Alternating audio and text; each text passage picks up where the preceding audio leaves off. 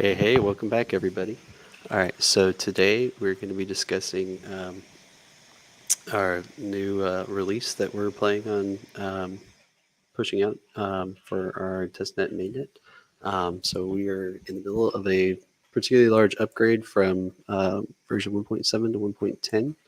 Um, so this will include a lot of large pieces that um, will improve all of our qualities of life.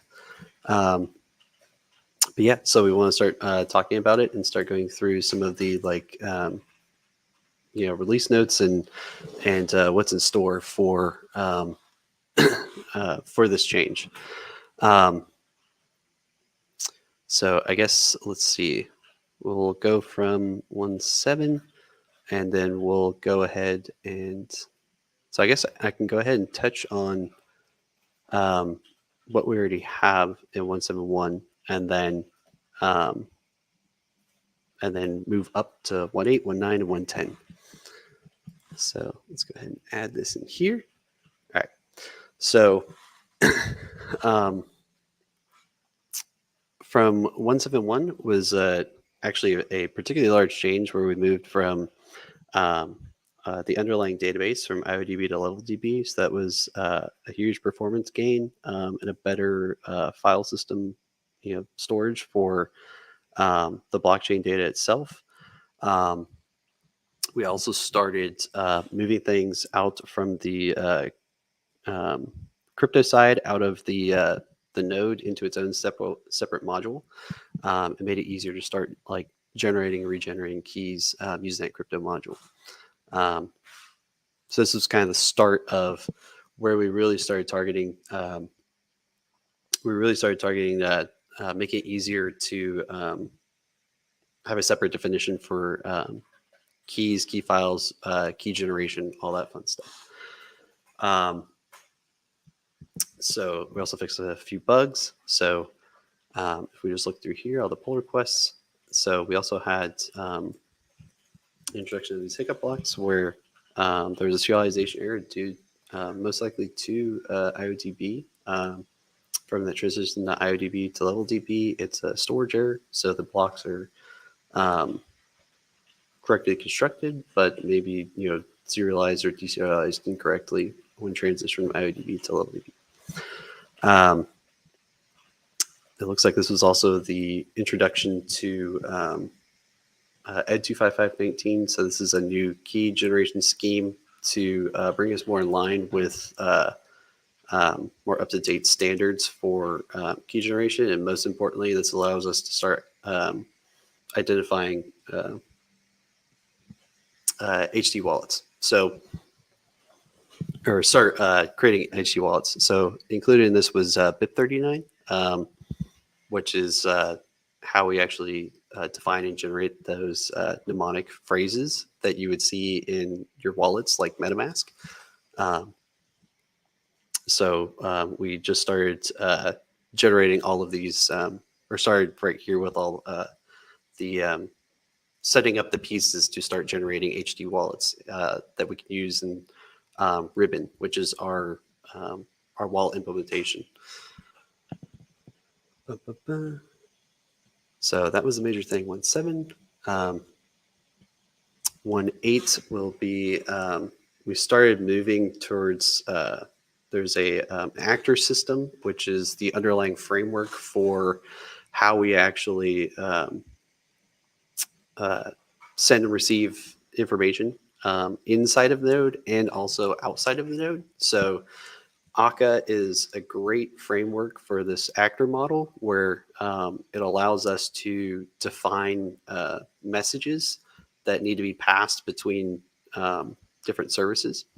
And so this is why Scala is actually a great use case for microservices or distributed systems, because with this Akka actor model, we can actually make it really easy to take different services in an application or a program. They're running side by side, define a boundary between them, and that allows us to actually easily split those out into two separate services where you can run them on different servers, across the world, or even just side by side on the same server. Right now, for our Akka implementation, most of those pieces are just running, side by side in the same application of Bifrost, and this allows us to make it much easier for us to find more of this like finite state machine model, um, where it's a lot easier for us to reason about and manipulate the state at different points in time. Since basically in a blockchain, every time you put in a new block, that is a state transition in a finite state machine type setup.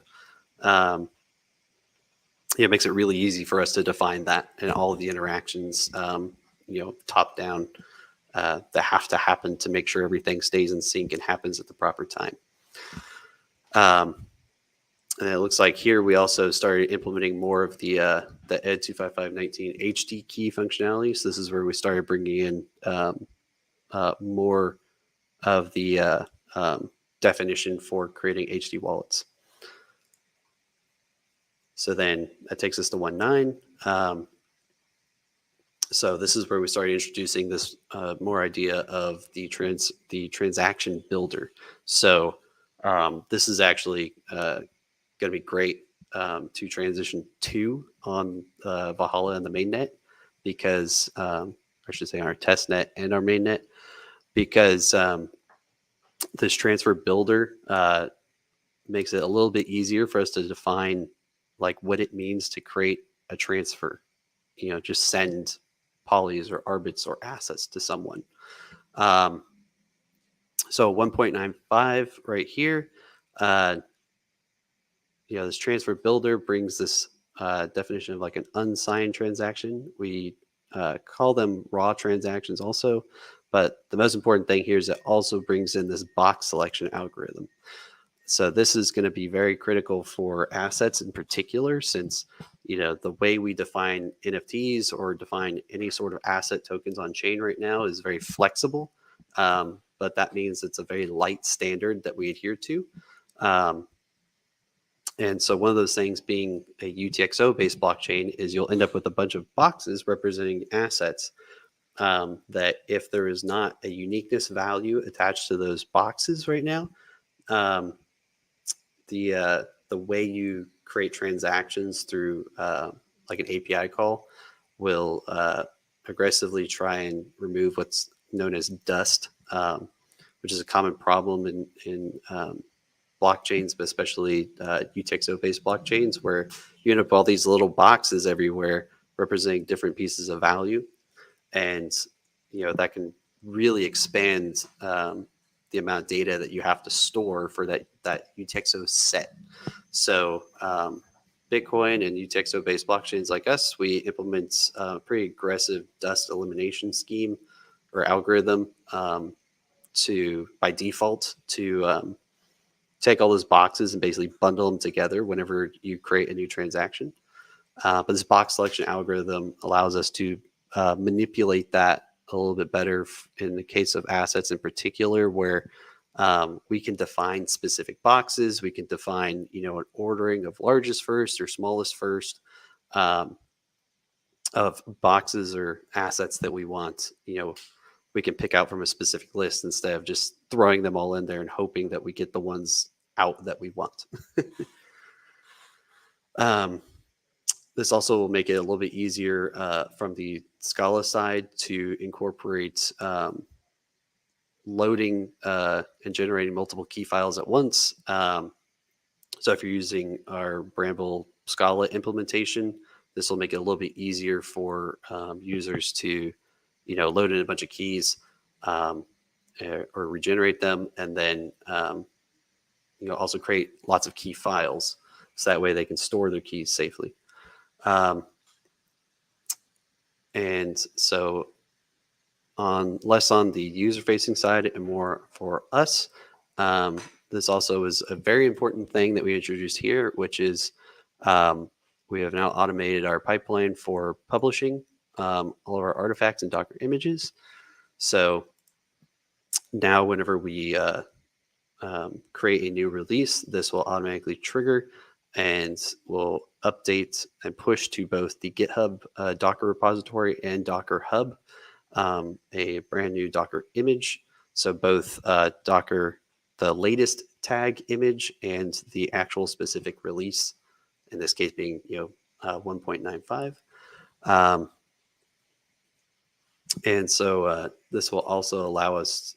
This also brings in when we publish a jar, it includes this MD5 checksum, which is very important for security reasons. Of you always want to know exactly what you're running at any point in time.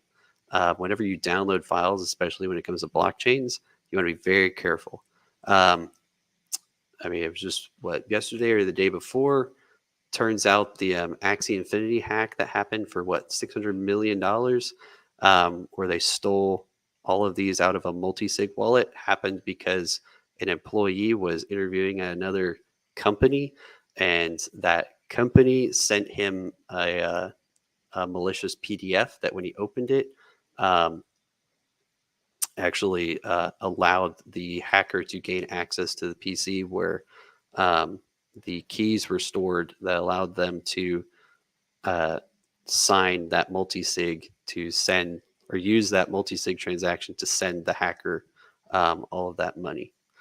So you always want to be very careful that you're running unmodified software and you know exactly where you're getting it from. So an MT5 checksum is one way where it's nice and easy. You can generate a unique checksum from a jar.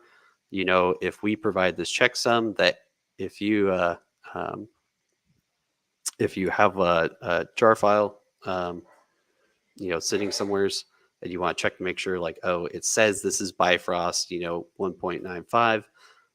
Let me get the MT5 checksum of that and make sure it matches the one that Topl's actually providing. Yeah, and it looks like a couple of small bug fixes and some tests. So then that brings us to 110.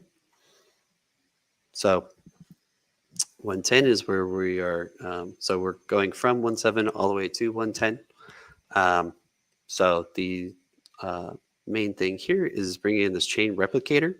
So this is a great little tool that we created where it will hook up to a MongoDB database and allow you to, while the blockchain itself is running and syncing and generating new blocks, it will also take that data and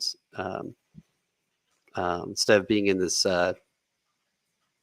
level DB database where it's hard to really like dig into, you can just export to a MongoDB database as it's running to make it much more discoverable and much easier to read data from the blockchain.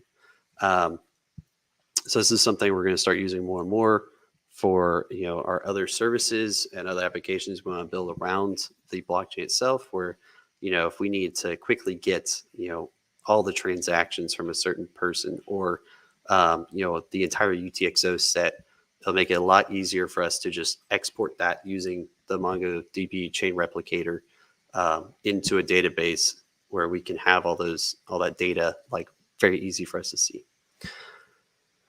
And then we added a fair amount of new RPC calls. So, very much on the user-facing side, this allows us allows developers to have easier time interacting with the blockchain. So we had head info returns block ID and height at the tip of the local chain. Blocks by IDs. So now we can return not just a single block, but an array of blocks specified by the block IDs. So if you have a specific set of blocks that you need to look at, it makes it much easier to find that. Or you can find an array of blocks specified by a range instead. And then you can also just get those block IDs instead of getting the entire blocks.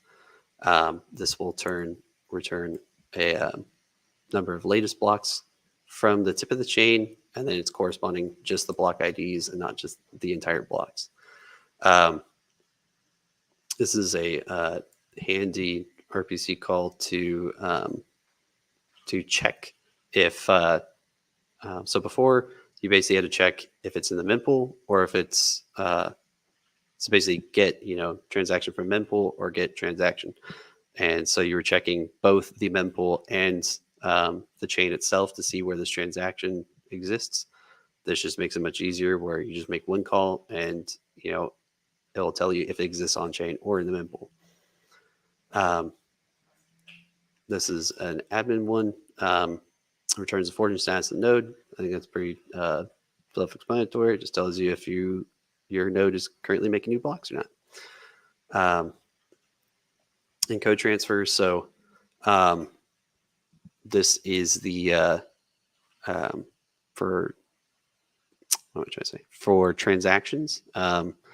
There's a message to sign or the transaction itself. To save or for verification purposes and to save data when you're sending across a wire. A lot of times it's easier just to send an encoded serialization of that transaction rather than the raw transaction in JSON itself. So it just makes it easier for if you have a transaction, you can just get the byte serialization of that transaction returned instead of the raw transaction itself. And then, okay, so for Topl status, we're also returning the forger status now of if that, so now in the Topl status RPC call, it defines if the forging is turned on or not, for a node. Let's see. Yes. So we have get pending transaction aliases Topl mempool and get pending transaction by ID aliases Topl transaction from mempool. So what it's saying here is this RPC call is now an alias for the Topl underscore mempool. So if you're just wondering what the current set of pending transactions is, it's actually this Topl underscore mempool call. But this is a little bit clearer, from a use case standpoint of what am I actually asking for here. And then same thing with here, where instead of getting the entire, transaction set, you're just getting the transaction IDs. Or sorry, I should say, instead of just asking the full set of transactions, you're just asking for a specific transaction by its ID. And then we added a few more RPC errors to better to make it a little bit clearer about the actual error that's happening when you encounter some of these common RPC errors. Let's see.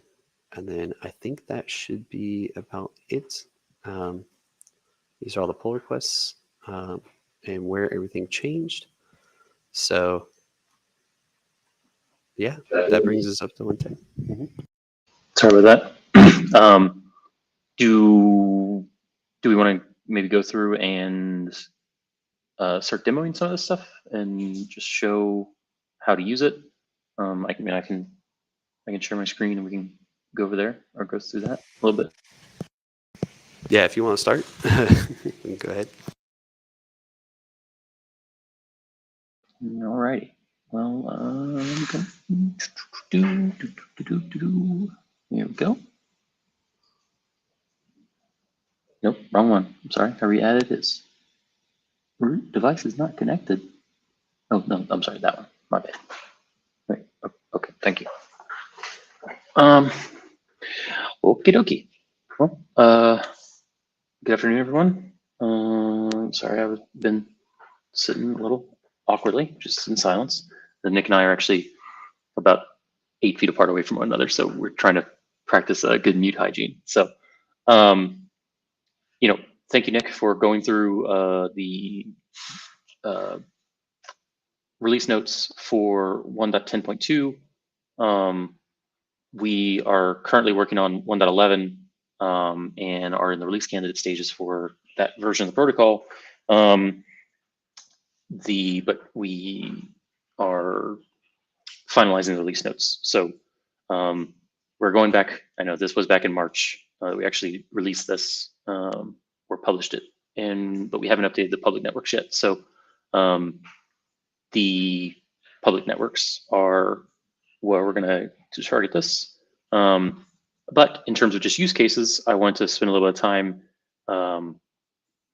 going through and just demoing how we interact with the node, as well as Nick mentioned going through some of the other releases or release notes. This idea of a transaction builder, and I just wanted to very briefly. I don't know if we've spoken about it before, but I'm sure. I'm just going to keep saying it over and over again.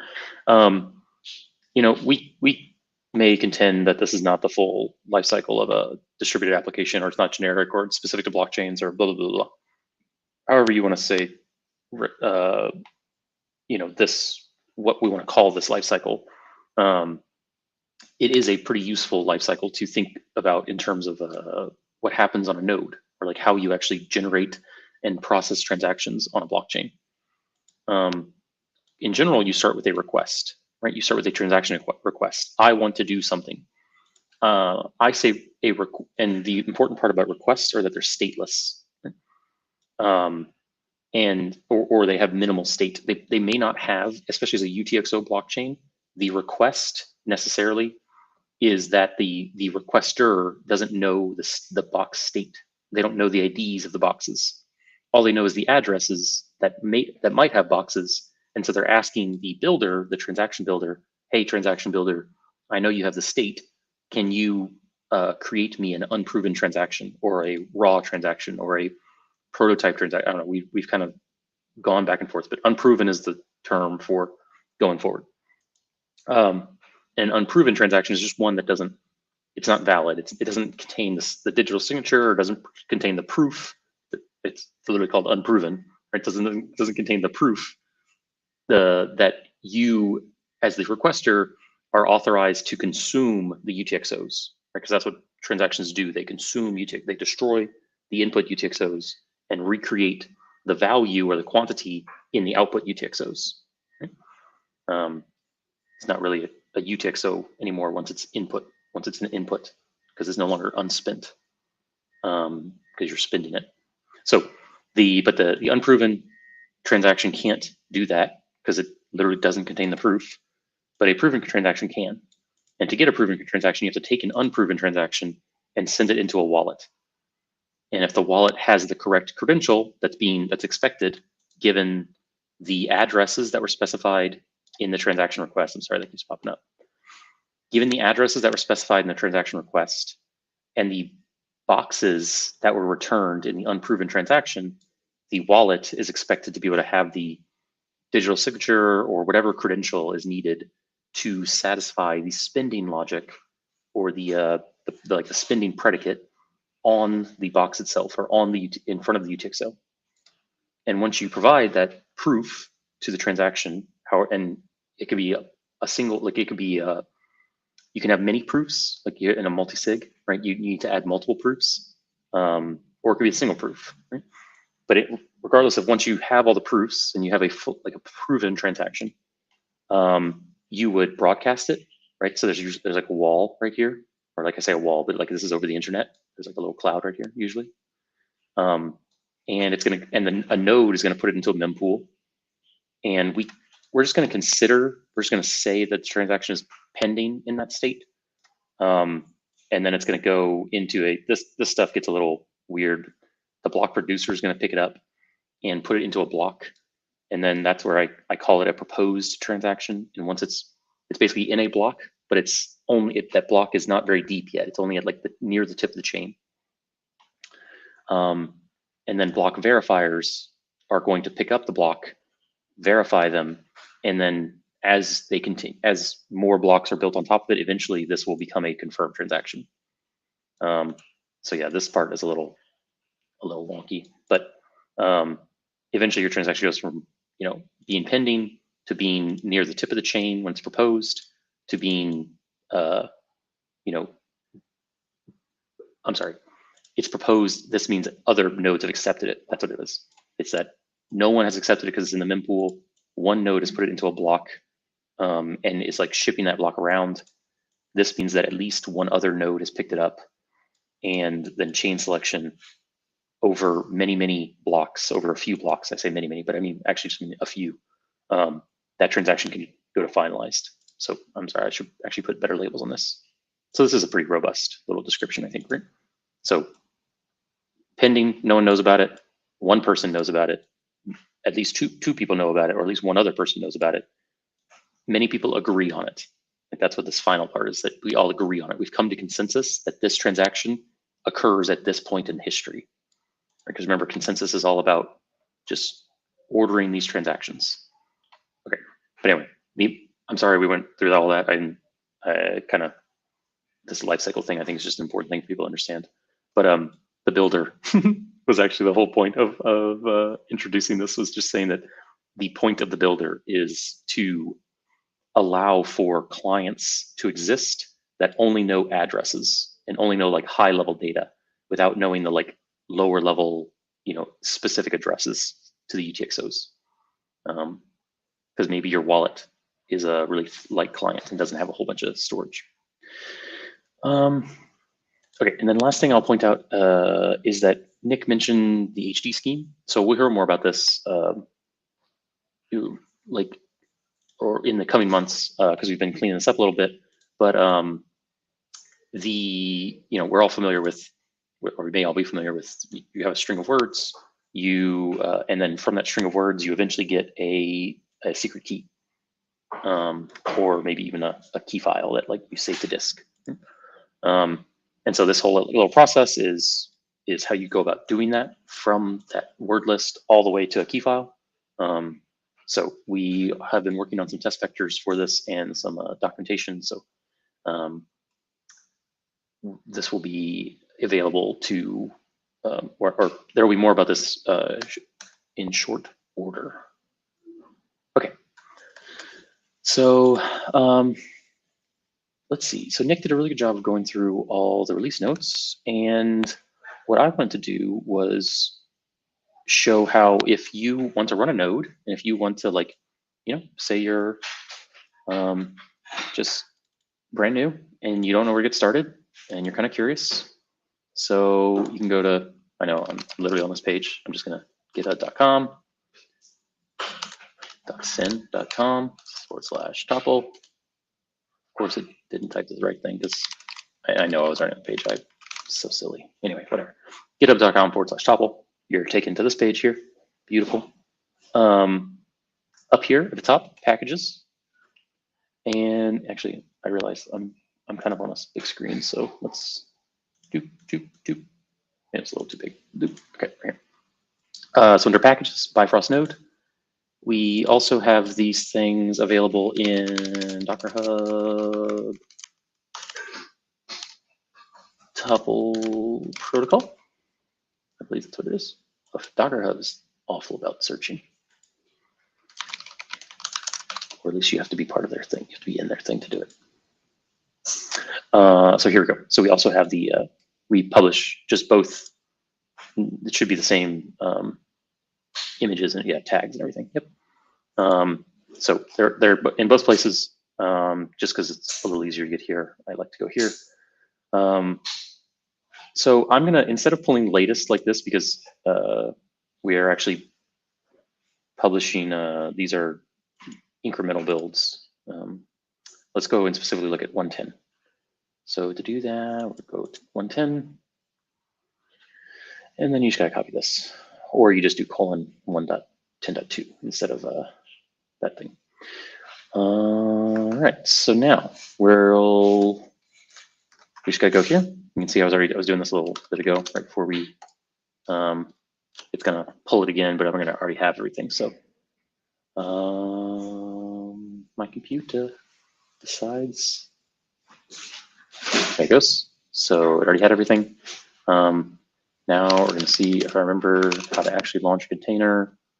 Docker run dp.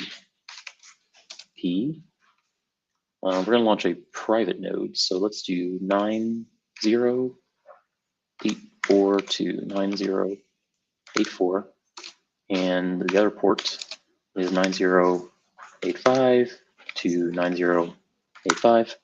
And this is, we are port forwarding from the container to the host. And we're saying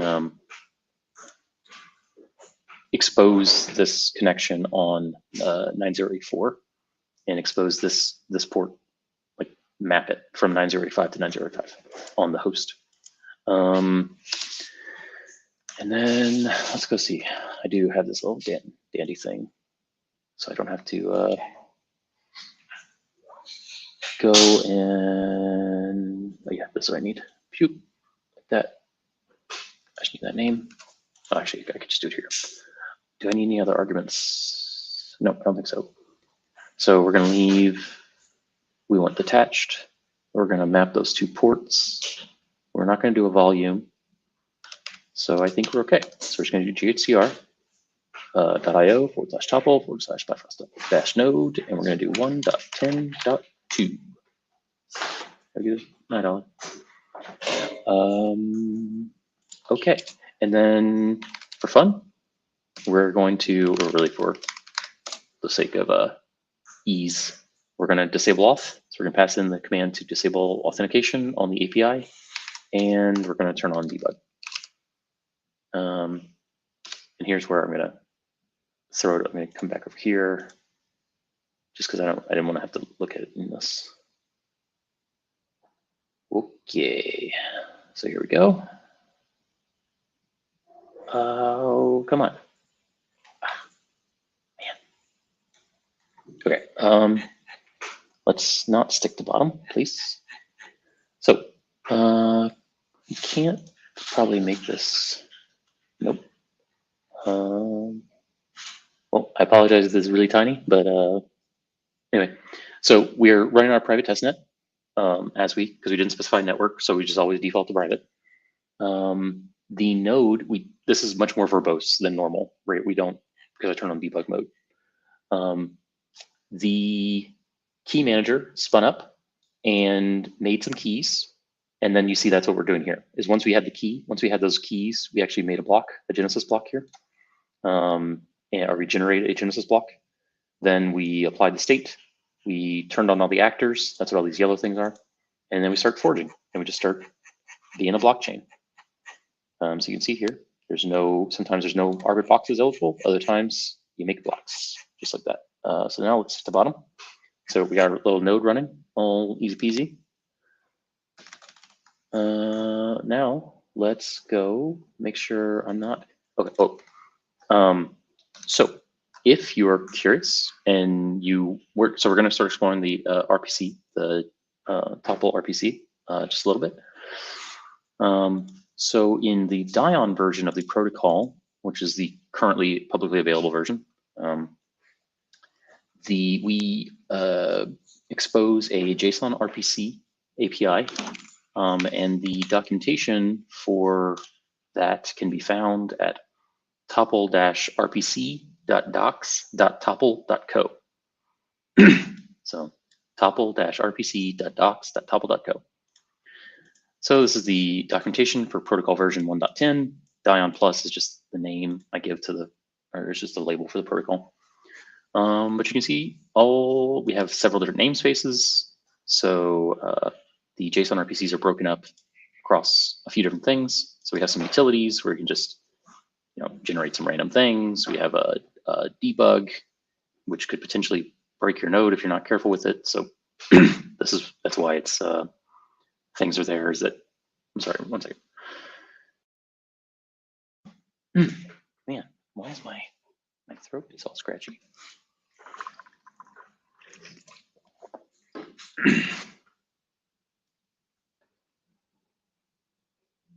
Maybe that'll help a little bit. Okay, so we have some debug commands, we have some admin commands, so you can actually administer your node, and then the Topl namespace. So this is where we expect most of the like functionality that our people expose or people have access to reside. You can see there's a whole bunch of stuff. So let's take it nice and easy. And I'll hop into Postman in a second and show you, but I do want to, if you're just kind of curious and you want to see how to use this,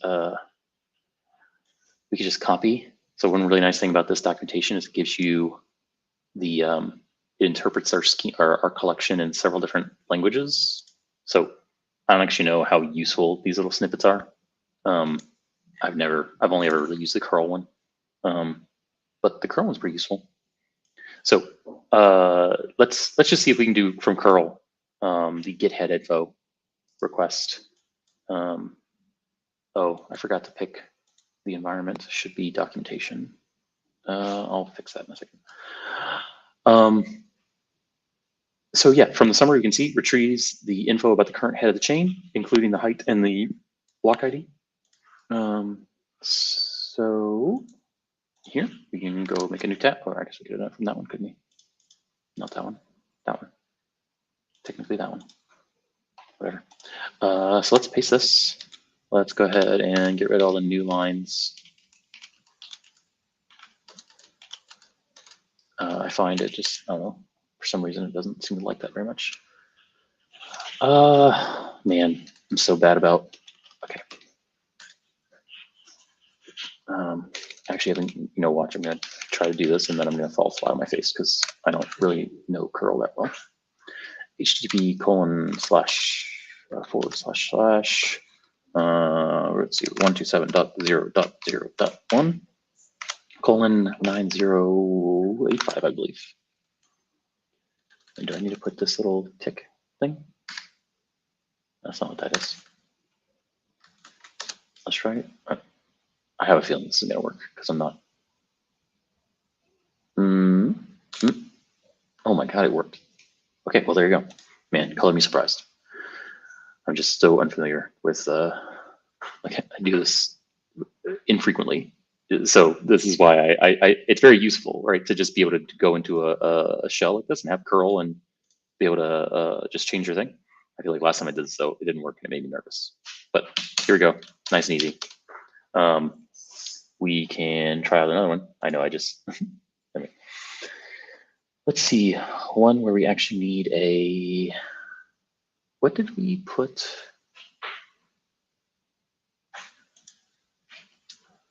Sorry, folks, a question popped up in my head. I'm wondering what the default namespacing is. And I think the only one we leave out is debug.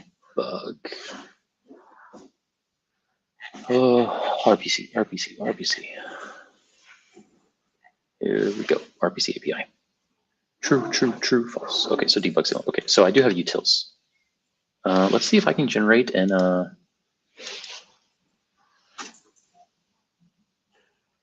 let's just generate a random seed. That's not, I want to generate an address. Well, thank you. We don't have good ways. If I generate a key file, it's going to generate it locally. I need to.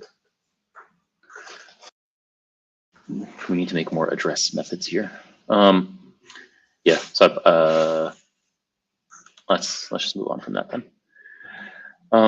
So that's the documentation. The like I said, expect that Topl namespace. So if you use the Topl blockchain as a service application, which is at topl.services.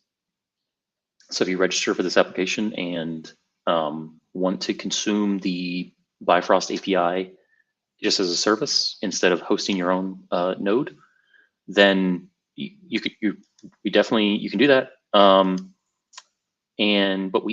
the Topl or that BAS service only exposes this single namespace. So just FYI, if anyone is watching and is a BAS user, those nodes only expose this interface. All right, so that was how curl can work and where the documentation resides. Now let's actually go see if we can do something with it. So Ruthie, we're in Topl RPC, so I'm going to go to my workspace, please, my workspace. There we go. We're not looking at a public node. We're going to look at a private node, Ruthie private, get head info. So let's just see. So it's working. So we're able to talk to our node. That's good. Let's see indeed what happens when I ask for something that's not there. Okay, so seems like our namespacing thing is working, right? RPC method not found. We can go try and let's just go generate a random seed. It's literally just going to give us some random data. Okay, so that's working. So it seems like our namespacing idea is working. That's good. Here we can just get the Blake2b hash of a string. Right? So we can say Blake2b hash of hello world, and that is the base 58 encoded hash of, well, it is technically the Blake2b 256 hash of the string hello world, assumed to be UTF-8 encoded, right? So you can see why there's a bunch of assumptions like baked into this response. This is why like it's a util, right? It's because it's not meant to be, or it can be a little janky, is what I mean. Not that that everything is like super polished. But we're getting there. And you know, if you would like to help us polish things, I'm sure we'd love to have you. And we're always around to and willing to teach and learn and you know, engage with people. So, like I said, if you're interested, just let us know. All right. So, what were the newest things? That was actually the point of me doing all this. Where are our release notes? There we go. So, chain replication, very cool. Lets us put stuff into the Mongo database. RPC updates. So, previously didn't have a head info. We now are able to just. You used to have to get back the whole head of the chain. This is the easiest way to actually like figure out what the height of the chain was. But you can see that this is a quite a it's 2.65K right in response. And those are pretty hefty response if you're doing it a lot. If you're like trying to just like keep up, or you're like an application that just wants to know the state of the chain, or just like know if something's changed. You'd have to send back a 2.6K response when really all you needed was, I mean, even 400 bytes is kind of a bit. But I really only needed this single long and this 32 byte of ID. So I needed 40 bytes. At least I got it down to be only an order of magnitude bigger instead of, what is that? I guess that would be like a factor of 4. So a factor of 40, too much. All right, so that is the head info. Nice and easy. Blocks by IDs. So we really made it much easier to look up blocks. So latest blocks by IDs. So things like we really try to improve upon the usability of the node and getting data to and from. So in this lookup latest block IDs, it's always going to go from the tip of the chain down. So we're saying, hey, give us the last 5 block IDs. And so there we go. And if we ask for get head info, let's see if we did it fast enough. If we do this fast enough, then they should match. All right, so the head of the chain is currently at height 280 and starts with, no, I can't. Did it not? Why can't I increase the zoom? Zoom in, oh, because control, there we go. So 28S227 and 28S227, okay. I think we are, all right, well, finding bugs on the live stream, great. I think list is probably deciding on some other ordering for itself and not enforcing the ordering by which these come back. So they're not actually in the order of the height of the block. They're just ordered by some like string ordering or some implicit ordering, I'm sure, behind the list, that like the Scala list. So that's something to go look into. Ordering in response to latest box by ID. So I guess that's minor patch fix. So okay, so that was latest blocks by IDs. I jumped all the way down here. The latest blocks, look up. Oh, this is actually going to return the full box. So it's going to say, hey, give us the last 5 blocks. So this would actually confirm for us if what we think is true. So this was height 311. This one's height 312. Maybe I'm wrong.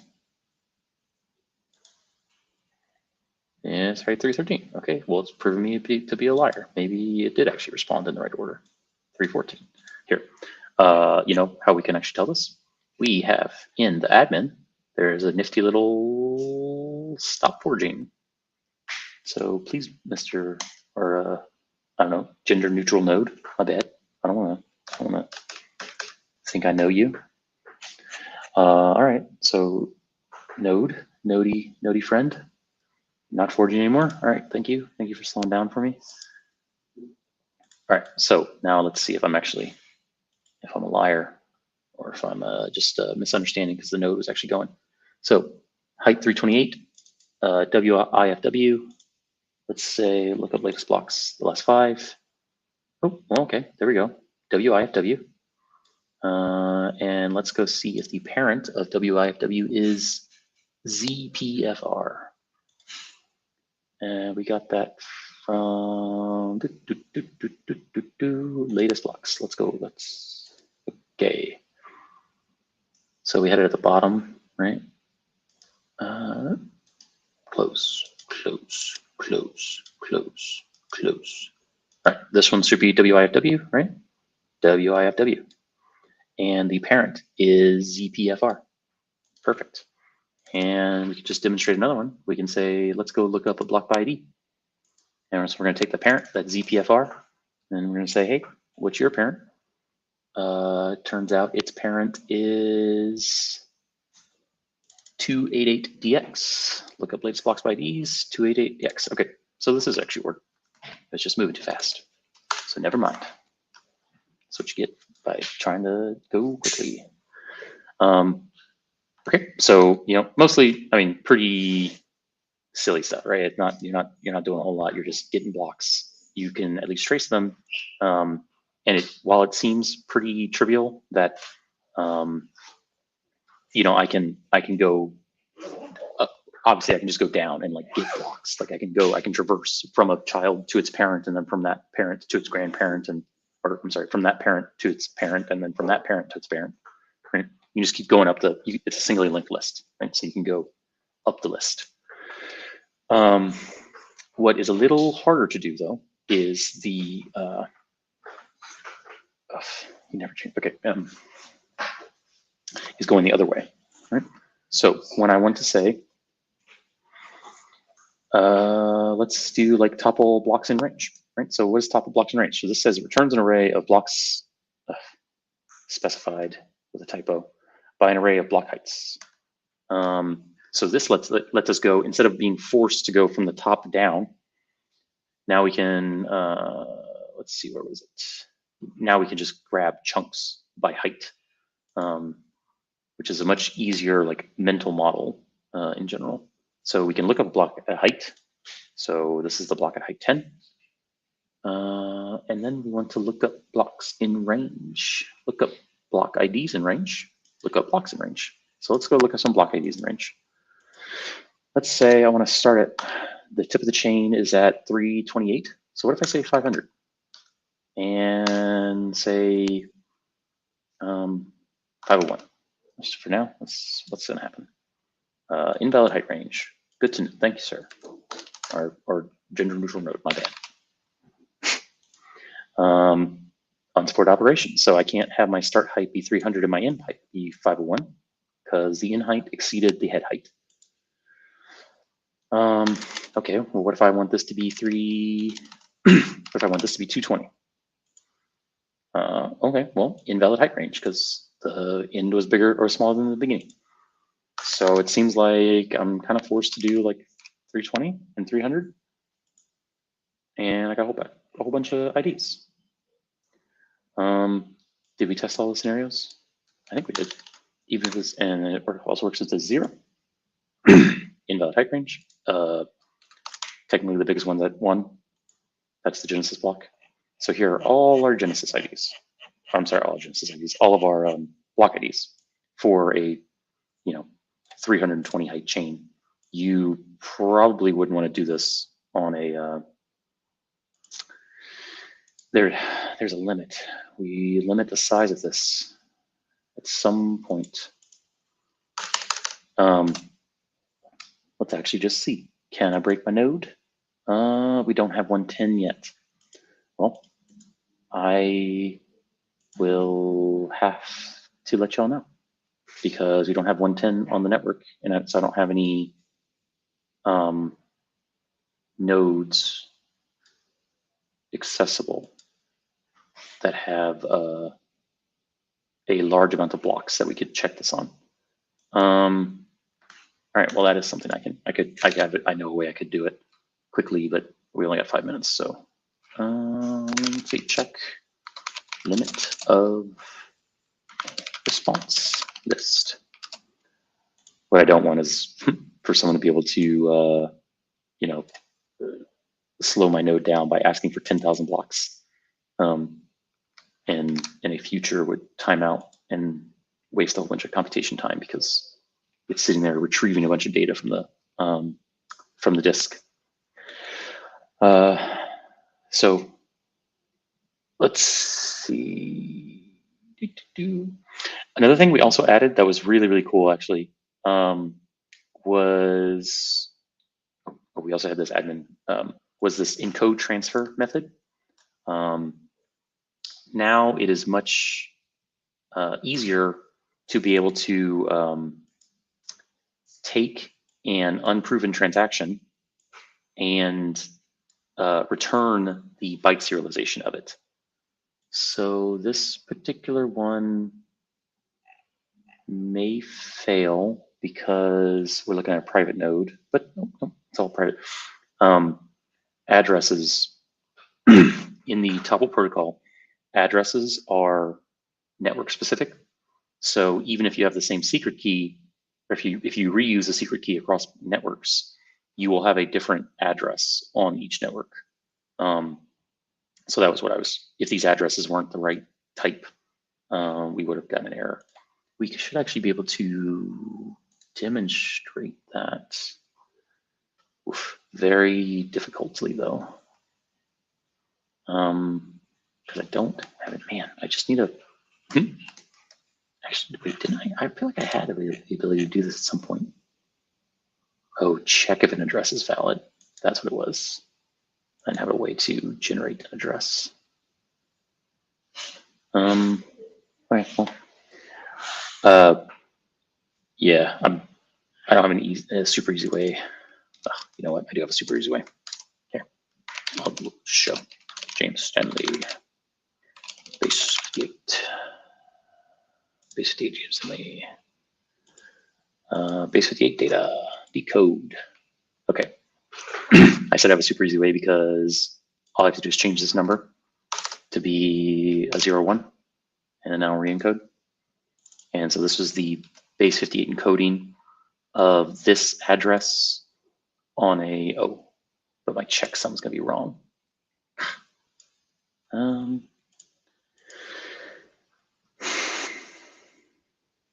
do we make the checksum?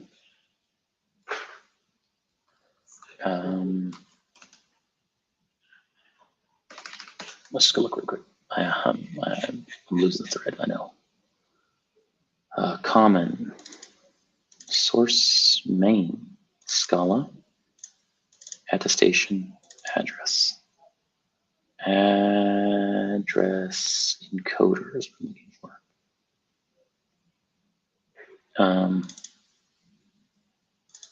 Address ops. Oh, here we go. Tying address, evidence, yes, that's what I want. Tying address, evidence, all bytes. This recently got updated, so I'm not recalling where the checksum for the address codec reside. Oh, checksum here. Oh, it is the Blake 2B.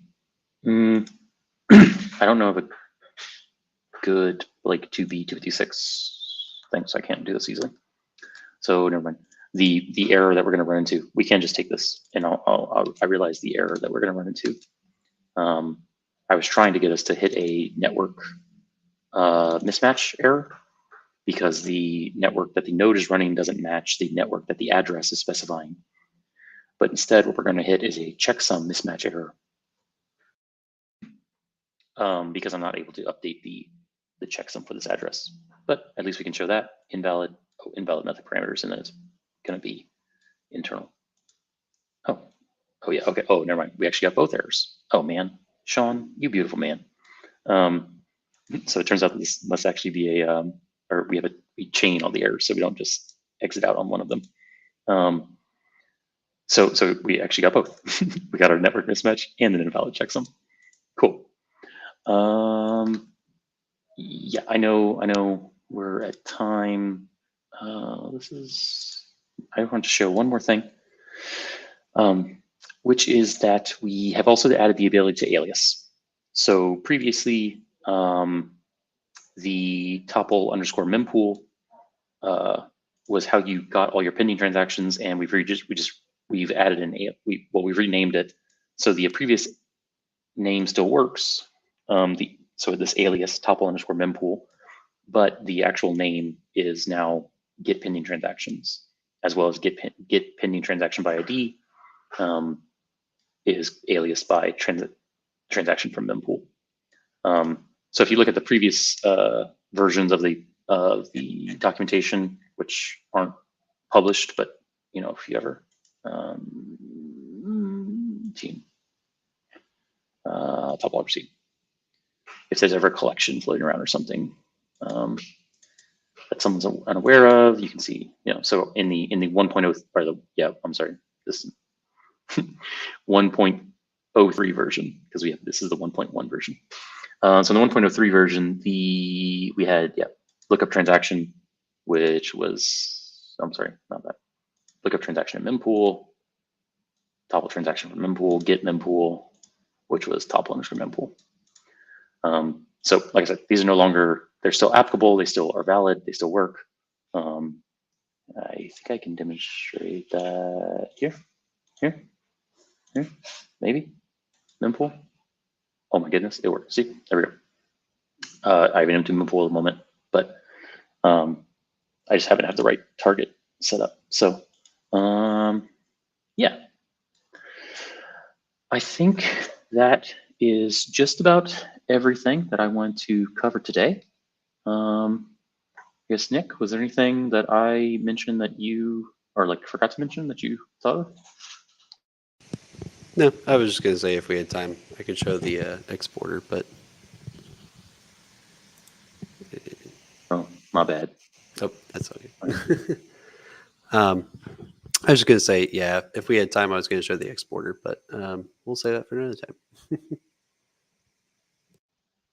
Yeah, I think it's a good idea. I mean, I'm actually really curious to see how we can. So this in 111, the big thing in 111 is, and the reason I wanted to not kind of rush through. I know this was a little thrown together and maybe a little more boring on the boring side because it was just going over RPC and release note stuff. But in 111, we actually introduce genus, which is this. We expanded on that chain replicator that Nick mentioned that was introduced in 1.10, and we built a protobuf service or application that's backed by that chain replicator, and that genus is the name of that service, and it provides a bidirectional communication channel for allowing more async. I don't know. In my head, it's more synchronous behavior between the clients and the nodes. Clients and the genus applications. But synchronous doesn't feel like the right term because it is all it's done asynchronously.